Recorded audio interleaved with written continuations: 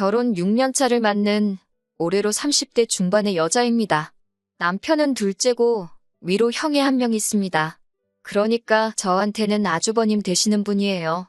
제가 남편하고 결혼할 때는 아주버님은 아직 결혼을 하지 않은 상태였습니다.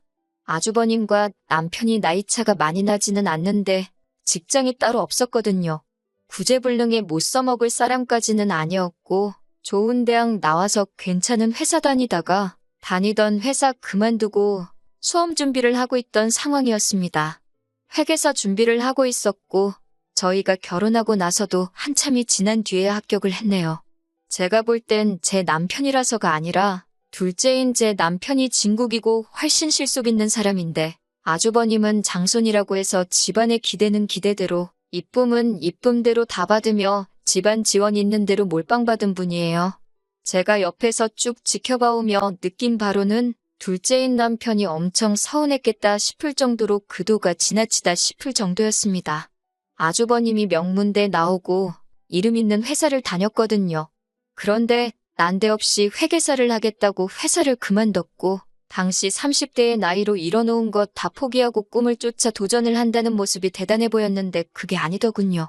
남편 말에 의하면 회사 생활에 적응을 못한 게 가장 이유가 컸고 회계사의 뜻이 있던 게 아니라 돈을 좀 번다더라 하는 이야기를 들어서 시작한 거라고 해요. 회사 그만둔 지가 한참인데 남편 말에 의하면 솔직히 합격이나 할 수 있을지 싶답니다. 수험 준비 시작하면서 처음에는 자기가 그동안 회사 다니며 모아둔 돈 쓰겠다고 했다는데 모아놓은 돈도 그렇게 많지 않았고 결국 집안 지원을 또 받기 시작한 거예요. 그것 때문에 저희 결혼할 때도 시부모님이 첫째 뒷바라지 해줘야 한다고 지원을 많이 못 해주신다고 했습니다.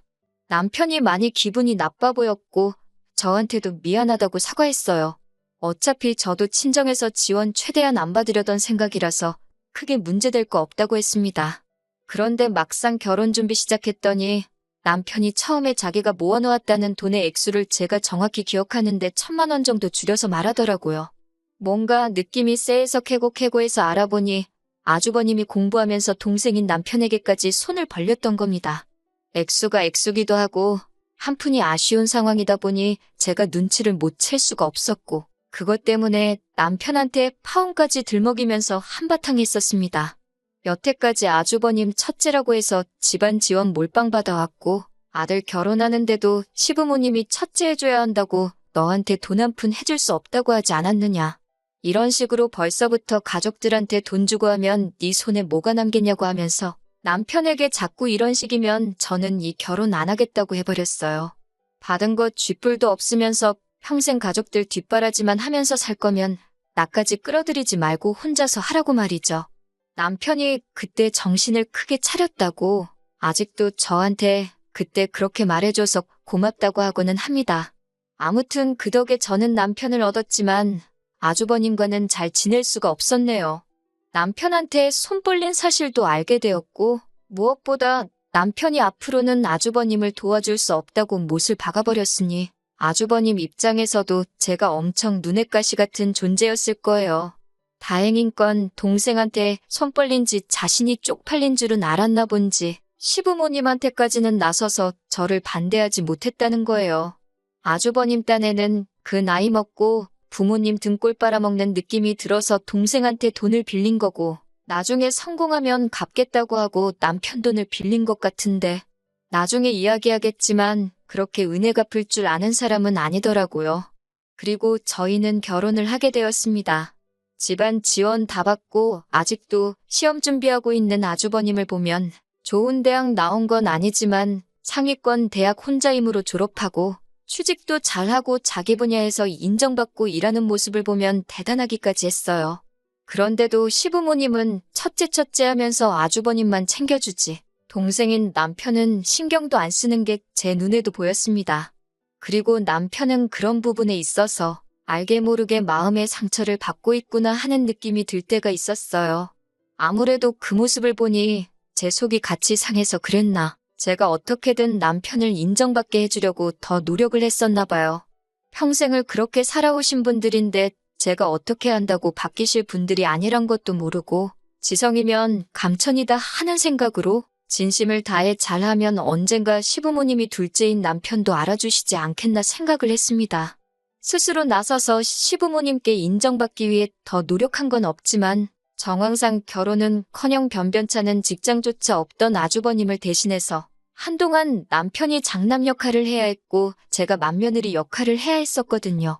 첫째 사랑에 눈이 먼 사람이라고 생각했는데 비싼 돈 들여가며 대학 보내고 열심히 공부시켜 겨우겨우 취직시켜놨더니 얼마 되지도 않아서 회사 그만두고 시험 준비만 5년을 넘게 하고 있으니 그걸 지켜보는 시어머니 또한 마음이 말도 아니었나 봐요.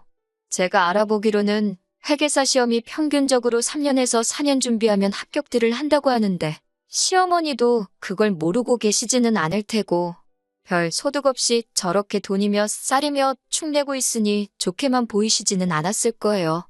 그런데 그 와중에 남편하고 제가 장남 역할에 맏며느리 역할 잘 해내고 가끔씩 찾아뵈서 용돈도 조금 드리고 식사 대접하고 자식돌이를 잘하고 있으니 둘째인 남편을 대하는 태도가 조금 달라지신 느낌이었어요. 이런저런 번거로운 일까지 대신 처리하고 해결해주고 있으니 장손만 애지중지하던 시부모님도 남편의 공을 인정해주기 시작하신 거예요. 남편도 그걸 눈치챘는지 한동안 엄청 좋아 보였고 저도 남편이 좋으니 덩달아 같이 좋았습니다. 그런데 사람이 쉽게 변하지 않는다고 믿는 도끼에 발등 찍힌 정도는 아니지만 남편도 저도 굉장히 실망하게 되는 사건이 있었습니다. 시아버지께서 계단에서 발을 헛디디면서 크게 다치시는 바람에 병원에 길게 입원을 하시게 되었어요. 그때 어머님이 저를 부르시더니 저한테 어쩔 수 없는 선택을 강요하시더군요. 제가 병원에 가서 아버님 병수발을 들거나 공부하는 아주버님 끼니 챙겨주면서 뒷바라지를 해주거나 둘 중에 하나를 해야만 한다고 하시더군요. 솔직히 둘 중에 어느 것 하나 하고 싶은 일이 없었는데 그걸 골라서 해야 한다는 게 더 어이가 없었습니다.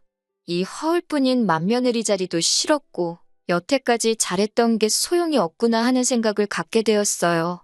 만약 아주버님이 집안 지원 받아 들어간 회사에 조용히 머물러 있고 자리 잡아 결혼까지 해서 제대로 장손 노릇을 하고 있었다면 둘째인 제가 맏며느리 소리 들어가며 이런 일을 고민할 필요도 없는 거잖아요.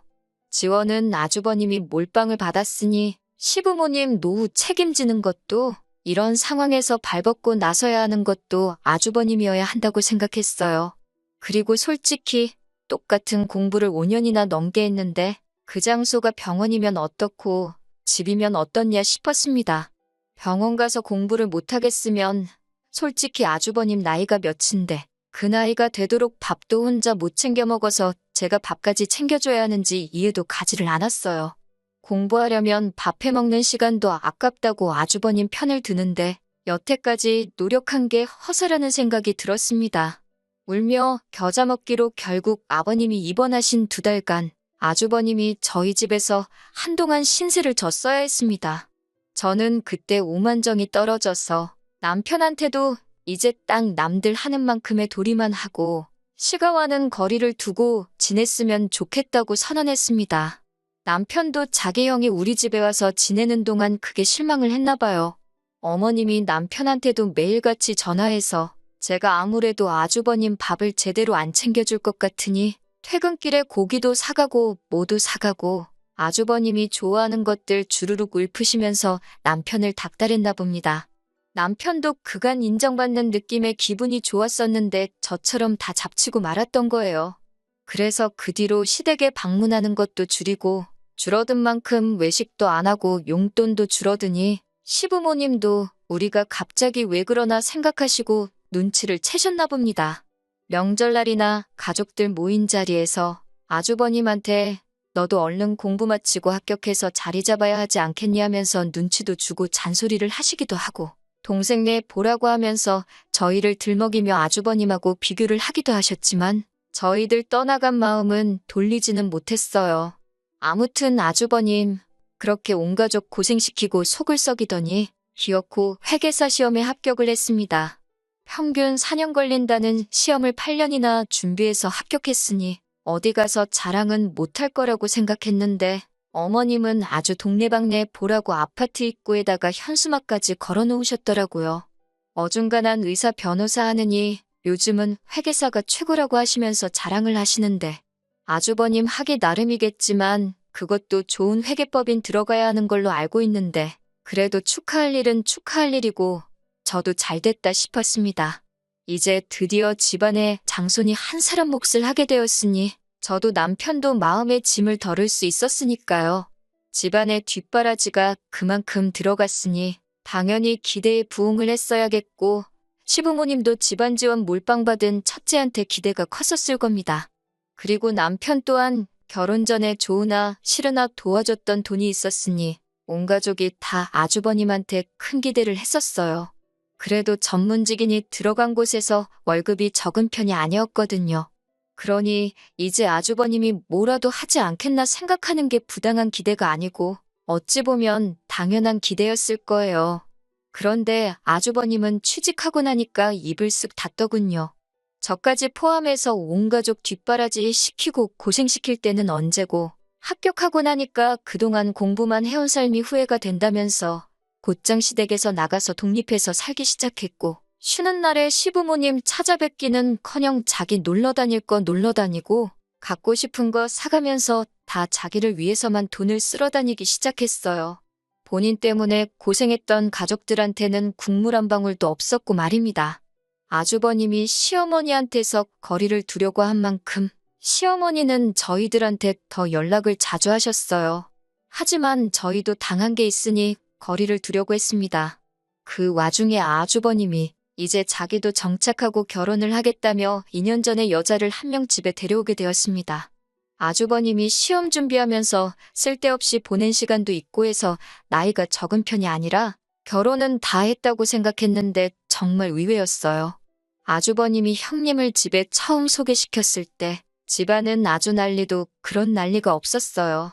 아주버님 나이도 많은데 형님은 아주버님보다 2살이 더 많았거든요. 그리고 이미 결혼을 2번이나 다녀온 사람인데다가 중학교 들어간 아들에 이제 4살 되는 딸에서 애가 2이나 딸려 있었습니다. 요즘 이혼한 게 뭐 흠되는 것도 아니고 오히려 아주버님이 결혼한다는 사실이 축하할 일이라고 생각했는데 시부모님은 알아 누우실 정도로 난리가 났어요. 어떻게 키운 장손인데 다녀온 여자를 어떻게 맏며느리로 들이겠냐면서요. 심지어 형님은 결혼하기 전에 아주버님한테 자기 자식들이 소외감을 느낄 수도 있으니 결혼을 하면 애를 갖지 않겠다고 선언을 하셨다는 겁니다. 제가 이해가 가지 않았던 부분은 이미 형님한테는 시다른 자식이 2이나 있는데 자식들이 소외감을 느낀다고 아이를 안 갖는다고 미리 못을 박았다는 점입니다. 더 이상 자기 배불러서 자식을 갖지 않아서 그러는 건지 2번째 남편하고는 둘째 아이를 가졌으면서 3번째 남편인 아주버님하고는 안 된다는 게 이해가 가질 않았네요. 시부모님도 그 말을 듣고 억장이 무너졌는지 다녀온 여자를 맏며느리 삼는 것도 모자라서 이젠 남의 집 자식한테 우리 집대를 이어주겠네 하시며 아주버님한테 그 결혼을 하면 연을 끊는다니 어쩌니 하면서 아주 난리도 아니었습니다. 그런데 결국 2사람은 결혼을 하게 되었습니다.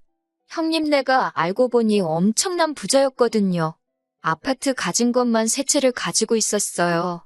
배운 게 없어서 젊어서부터 이 장사 저 장사 하면서 돈을 엄청 모았다고 하는데 무슨 장사인지는 말을 안 해주는 걸 보니 떳떳한 장사는 아니었던 것 같습니다. 과거가 뭐 중요한가 싶고 크게 신경 안 쓰려고 했는데 형님한테 조금 실망을 하기도 했습니다. 저는 당연히 2사람이 인연으로 강하게 묶여있고 서로 사랑해서 결혼을 하는 거라 생각했는데 그게 아니었어요. 아주버님은 형님의 재력이 탐이 났던 것 같고 형님도 하는 말이 자기 자식이 학교 가면 엄마 직업 때문에 놀림받고 그런다고 하면서 새아버지를 그래도 사자 들어가는 전문직으로 구하고 싶었다고 하면서 그걸 자랑처럼 저한테 이야기해 주는데 그게 무슨 결혼인가 싶었습니다. 뭐 서로 원하는 바를 서로에게서 취할 수 있으니 그걸 윈윈이라고 볼 수도 있었겠지만요. 결혼하는데 집이며 뭐며 비싼 돈 들어갈 거는 다 해온다고 하는데 솔직히 아주버님한테 집안 자원 몰빵한 데다가 노후도 보장받을 수 없을 것 같은 분위기에 시부모님 입장에서 형님이 내건 조건을 무시할 수는 없으셨던 거예요. 거기에 아주버님 나이도 있다 보니 더 좋은 결혼 자리는 못 찾겠구나 생각했기 때문에 두 사람의 결혼을 마지못해 허락하시더라고요. 저도 이제 드디어 이 지긋지긋한 맏며느리 자리를 내려놓게 되는구나, 마음에 짐 좀 덜고 살겠구나 생각이 들었어요. 싫다 했지만 아주버님 자리 못 잡은 상황에 남편도 자기 가족이라고 신경을 쓰고 있으니 겉으로는 안 한다 해도 정말 기본적인 일은 해야 했었거든요.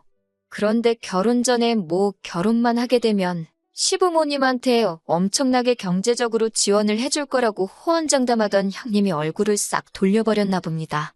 끼리끼리 논다더니 두 사람이 아주 염치없고 말 바꾸는 데는 선수인 것 같았어요.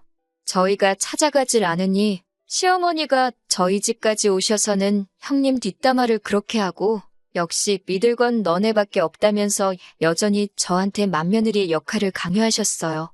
당장 아주버님 직장 없을 때는 식구 늘려서 뭐하냐며 저희 보고 자녀 계획은 천천히 세우라고 하셨던 분들이셨거든요.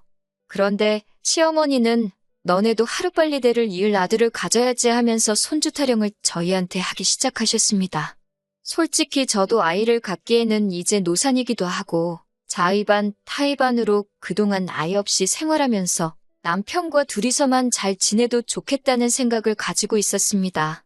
그래서 더 이상 아이를 가질 생각도 없기도 했고 더더욱이 아이가 생기면 대를 잇는다느니 내려놓기로 했던 맏며느리 자리마저 다시 저에게 돌아올 것 같아 전혀 할 생각이 생기질 않는데 자꾸 저한테 그런 기대를 하시니 참 알게 모르게 스트레스더군요. 그래도 여태까진 남편이 중간 역할 잘해주면서 이 결혼에 대해서 후회한 적 한 번도 없었는데 장손만 중요한 집구석 둘째와 결혼한 걸 진심으로 후회하게 만드는 일이 생기게 되었습니다. 시어머니께서 꼭 좀 도와달라고 몇 달 전부터 사정사정하신 일이 있어서 거길 제가 대신 다녀오는 길이었습니다. 고생해가며 일을 마치고 서류랑 해서 전해드릴 것도 있고 해서 시댁으로 찾아갔습니다. 어머님은 저보고 수고했다고 하시고 밥 차려줄 테니 밥 먹고 가라고 하시더라고요. 거르기에는 시간도 애매하고 남편도 야근이 예정되어 있어서 저도 그냥 차려주신 거 먹고 그날 식사는 땡쳐야겠다 생각하고 알겠다고 했습니다. 시어머니가 며느리한테 상다리가 휠 정도로 진수성찬을 차려주실 거라고 기대는 하지 않았지만 어디 배달음식 받고 딸려온 밑반찬에 있던 김치 하나를 꺼내주시더니 제 앞에 라면을 냄비째 올려놓으시더라고요. 집에 이것밖에 없다고 하시면서 그 흔한 계란 하나 깨넣어주지 않으셨어요. 파라도 썰어서 올려주셨다면 그렇게 서운하지도 않았을 텐데 정말 그냥 라면 하나 덜렁 끓여서 줄 거라고는 상상도 하지 못했네요. 정 먹을 게 없었으면 먹고 가라는 말을 하지 마시지. 동네 김밥집 하다못해 그냥 짜장면 한 그릇을 시켜주셨어도 그렇게 어이가 없지는 않았을 겁니다. 제가 밥 한 끼 제대로 얻어먹겠다고 제 시간 버려가며 어머님 심부름 한 건 아니지만 이건 해도 너무했다 싶었습니다. 안 먹고 가면 안 먹고 간 대로 뭐라 싫은 소리 할까봐 그 라면을 코로 먹는지 입으로 먹는지 모르게 후루룩 때려넣게 되었네요. 시어머니는 제가 먹는지 마는지 별로 관심도 없어 보였는데 제가 자리에서 일어나니 그때부터 저를 힐끔힐끔 쳐다보길래 왜 그러시나 했습니다. 먹은 거 싱크대에 담그러 가니까 그때서야 저한테 차려줄 것도 없으면서 밥 먹고 가라고 한 이유를 딱 알겠더라고요. 설거지거리가 잔뜩 쌓여있더군요. 필연적으로 제가 그걸 목격하고 설거지까지 해놓고 갈 줄 알았나 봅니다. 제가 그걸 뭐하러 하겠나요. 저도 눈치 못 챈 척 잘 먹었다. 이제 가봐야겠다 말하고 자리에서 일어나 버렸죠. 시모는 제가 당연히 그걸 하고 갈 줄 알았는지 약간 의외라는 듯이 당황을 하더라고요. 먹은 거 담궈놨냐고 재차 물어보시길래 설거지가 많이 쌓여 있어서 옆쪽에다 그냥 뒀다고 확인사살을 해드렸어요. 시어머니가 저를 배웅해주는 척 하면서 요즘 어깨가 너무 결린다느니 어쩐다니 하면서 집안일이 힘들다 저한테 넌지시 눈치를 주시는데 더 있다가는 설거지 좀 해달라고 아예 돌직구를 날릴까봐 잽싸게 문 밖으로 나왔습니다. 엘리베이터 타고 내려와 집 쪽으로 가고 있는데 멀리서 누가 저를 부르더라고요. 보니까 형님과 아주버님이었습니다. 아주버님은 저를 원래 안 좋아하니 고개만 까딱하고 인사를 하는데 형님이 괜히 저한테 친한 척을 하더라고요. 형님이 안 그래도 자기 혼자 있을 생각에 갑갑했는데 저를 만나서 반갑다면서 자기 시댁에 있는 동안 말상대나 좀 해달라더라고요. 장사하던 사람이라 그런지 아주 사람 정신을 쏙 빼놓는데 저도 모르게 엉겁결에 붙들려서 다시 시댁에 들어와 버렸어요. 그런데 시어머니는 제가 왔을 때랑은 다르게 아주버님네가 온 사실을 알고는 버선발로 마중을 나오시더군요. 나오자마자 형님 손부터 보는 걸 보니 오늘은 혹시 뭘 준비했나 보려는 것 같았어요. 형님은 그런 어머니 다루는 게 익숙한지 급하게 오느라 오늘은 아무것도 가져오질 못했다고 아쉬운 듯이 상황을 넘기더라고요. 엉겁결에 따라 들어온 제가 집에 갈 타이밍을 못 잡고 있었는데 어머님이 저를 갑자기 부르시더니 거기 가만히 서 있을 거면 자기 좀 도우라고 하면서 베란다 안쪽에 보면 얼마 전에 들어온 옥돔이 하나 있다고 그걸 꺼내와서 저보고 구워내오랍니다. 자기 심부름 대신 해주고 고생해서 들어온 저한테는 고작 라면 하나 끓여줘 놓고서는 돈 많은 아주버님네외한테는 비싼 거 먹여주라는 그 신부도 열받는데 그 식사 준비를 저보고 하라고 하니 어이가 없었습니다. 그래도 그간 저한테 살갑게 대하고 경우가 있다고 생각한 형님도 그 어이없는 상황에 거절하는 그런 모습은 하나도 없고 오히려 식탁에 의자 꺼내서 앉더니 멀뚱히 밥 차려지길 기다리고 있더라고요. 원래부터 저랑 사이 안 좋은 아주버님은 뭐 말할 것도 없고요. 자기가 시댁에 돈 가져다 주는 게 있으니 제가 받는 대우가 당연하다는 듯이 저러고 있는 걸 보니 부하가 치밀더라고요. 그래서 그냥 자리에서 일어나가지고 집으로 돌아와 버렸네요. 제 뒤에다가 대고 뭐라 했는데 너무 열이 받아서 솔직히 뭐라고 했는지 듣지도 못했어요. 그렇게 집에 들어오니 일 때문에 늦는다던 남편이 회사 일이 어떻게 잘 해결되었다며 평소보다도 일찍 퇴근해서 집에 있더군요. 제 표정을 보더니 무슨 일이 있냐고 묻는데 평소였으면 제가 그냥 참고 넘어갔겠지만 그날은 너무 열받아서 다 말해버렸어요. 남편 얼굴이 순식간에 일그러지더니 저보고 당장 시가로 같이 가자더군요.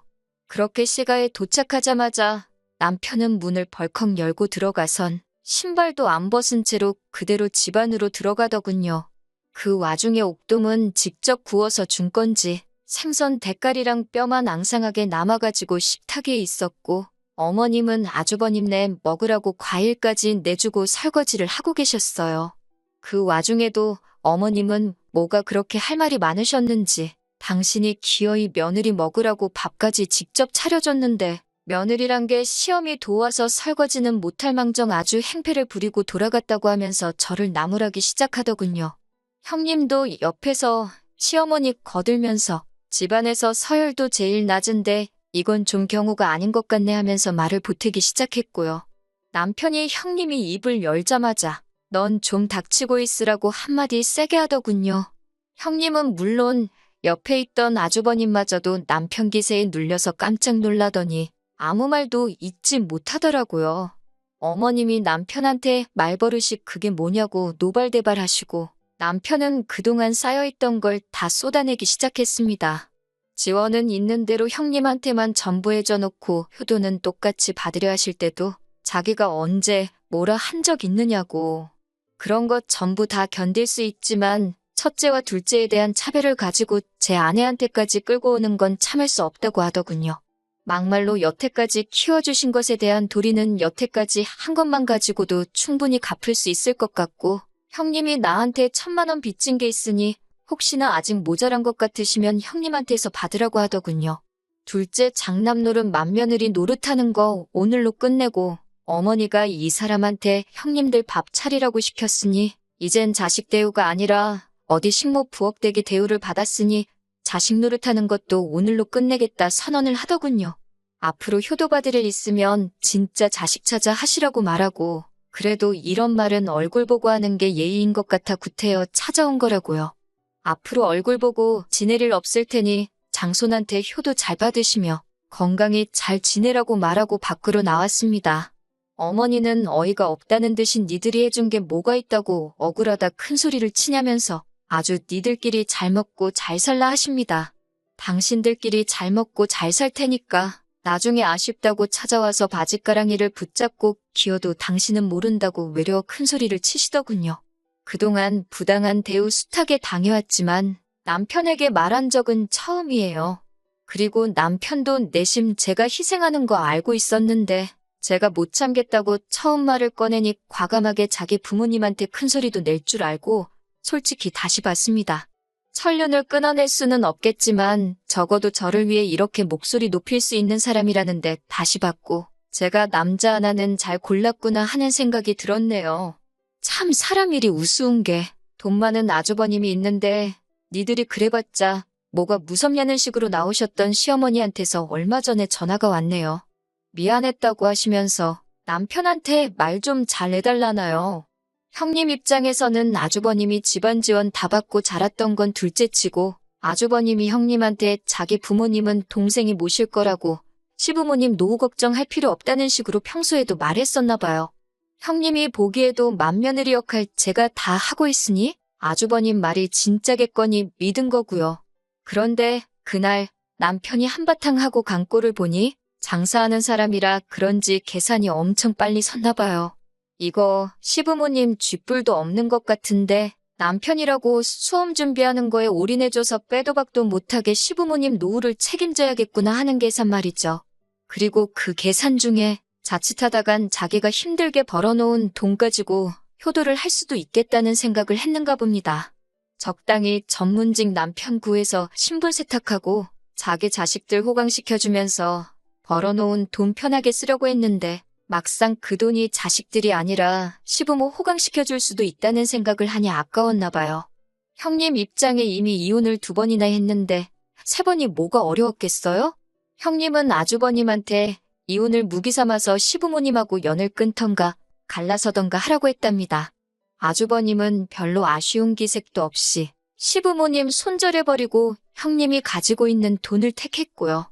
집안 지원 다 가져간 첫째한테 효도받으면 노후를 보낼 줄 알았는데 이도저도 아닌 낙동강 오리알 신세가 돼버린 겁니다. 어찌나 칼 같은지 전화해도 통받지도 않고 그동안 뻔질나게 찾아와서 밥 얻어먹고 갔는데 이젠 코빼기도 안 비춘다고 하더라고요. 결국 그날 저녁에 남편한테 이 이야기를 했어요. 솔직히 이 이야기를 전할까 말까 고민 많이 했습니다. 이 상황에 솔직히 아무리 그렇게 갈라섰다고 한들 자식된 입장에서 얼마나 마음 아프고 신경 쓰일 일이겠어요? 그리고 제가 아무 말 안 해봐야 시부모님이 남편한테 직접 전하면 끝인 이야기인데 제가 숨길 필요가 없다고 생각했습니다. 하지만 남편은 단호하게 신경 쓸 필요 없다고 대답을 해주더군요. 이미 자기는 마음 굳힌 지 오래고 두 분이 그렇게 된 건 안타까운 일이지만 자초하신 거나 마찬가지라고요. 자기가 앞으로 효도를 한다면 어떻게는 자기 등쳐먹을 생각만 하는 부모님이 아니라 저 같은 사람 자기한테 보내주신 친정 부모님께 하겠다고요. 뿌린 대로 거둔다는 말이 무색하게 공들여 지은 자식 농사를 가지고 시부모님은 수확도 못 해보고 옆에 잡초인 줄 알고 그냥 자라게 내버려둔 남편은 이제 줄기를 틔우고 황금열매를 맺었는데 황금열매를 맺은 나뭇가지가 옆집 담장으로 넘어가 버려 수확도 못하고 침만 삼키며 쳐다보고만 계시네요. 저도 믿음직한 남편과 함께 이제 정말 한번 잘 살아보려고 합니다. 긴 이야기였는데 끝까지 들어주셔서 감사합니다.